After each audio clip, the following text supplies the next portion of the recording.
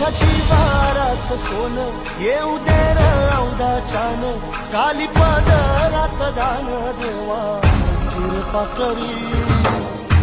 आवत ये काळ्या